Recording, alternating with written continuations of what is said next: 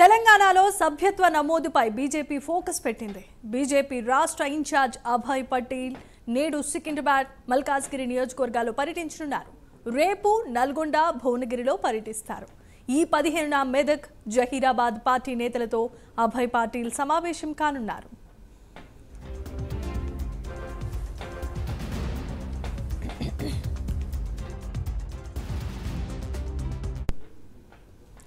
Right, ఇక ఇదే అంశానికి సంబంధించి మరిన్ని అప్డేట్స్ మా ప్రతినిధి నాగేంద్ర అందిస్తారు.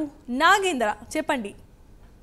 Thank you Jemimah. తెలంగాణ రాష్ట్రంలో సభ్యత్వ నమోదుపై కాషాయ దళం స్పీడ్ పెంచిందనే చెప్పాలి. ఈ నెల 8వ తేదీన రాష్ట్ర వ్యాప్తంగా ప్రారంభమైనటువంటి సభ్యత్వ నమోదు డ్రైవ్కి సంబంధించినటువంటి అంశంలో ఇప్పటికే జిల్లాల వారీగా ముఖ్యంగా బీజేపీకి సంబంధించినటువంటి ముఖ్య నేతలంతా కూడా సభ్యత్వ నమోదు డ్రైవ్ని స్పీడ్గా ముందుకు తీసుకెళ్తున్నటువంటి పరిస్థితి ఉంది. ప్రస్తుతం దానిలో భాగంగానే సభ్యత్వ నమోదు ఇన్ఛార్జిగా ఉన్నటువంటి రాష్ట్ర ఇన్ఛార్జిగా ఉన్నటువంటి అభయ్ పాటిల్ కూడా పార్లమెంటు వారీగా సమీక్ష సమావేశాలు నిర్వహిస్తున్నటువంటి పరిస్థితి ఉంది. ప్రస్తుతం ఆయన ఈరోజు సికింద్రాబాద్తో పాటు మల్కాజ్గిరి ఈ 2 పార్లమెంటు నియోజకవర్గాల సమావేశం నిర్వహించబోతున్నారు. ఇప్పటి వరకు కూడా పోలింగ్ బూత్లో ఒక్కొక్క పోలింగ్ బూత్లో ఎంతవరకు సభ్యత్వ నమోదు అయింది, అదేవిధంగా టార్గెట్ 50 లక్షల నమోదుకు సంబంధించినటువంటి అంశంలో ఏ విధంగా ముందుకెళ్తున్నారన్న దానిపైన ప్రధానంగా పార్లమెంటు నియోజకవర్గాల వారీగా సమీక్ష సమావేశాలు అయితే నిర్వహిస్తున్నటువంటి పరిస్థితి. ముఖ్యంగా 6 సంవత్సరాలకు ఒకసారి నిర్వహించేటటువంటి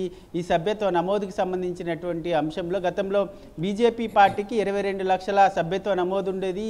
ఇప్పుడు మాత్రం 50 లక్షల టార్గెట్ పెట్టుకొని కాషాయ దళం అయితే ముందుకు వెళ్తున్నటువంటి పరిస్థితి ఉంది. దాదాపు ఏదైతే రాష్ట్ర వ్యాప్తంగా కూడా నేతలు ముఖ్యంగా ఈటెల రాజేందర్ కానీ మరొకవైపు ఎమ్మెల్యేలు, ఎంపీలంతా కూడా సభ్యత్వ నమోదు పైన పూర్తి స్థాయిలో ఫోకస్ చేసినటువంటి పరిస్థితి ఉంది. 25వ తేదీ వరకు మాత్రమే ఉన్నటువంటి నేపథ్యంలో ఎట్టి పరిస్థితుల్లో కూడా 50 లక్షల సభ్యత్వ నమోదు చేయాలనేటటువంటి ఆదేశాలని ప్రస్తుతం ఆది నాయకత్వం రాష్ట్ర నాయకత్వానికి తెలియజేసినటువంటి పరిస్థితి అయితే కనిపిస్తుందని చెప్పాలి.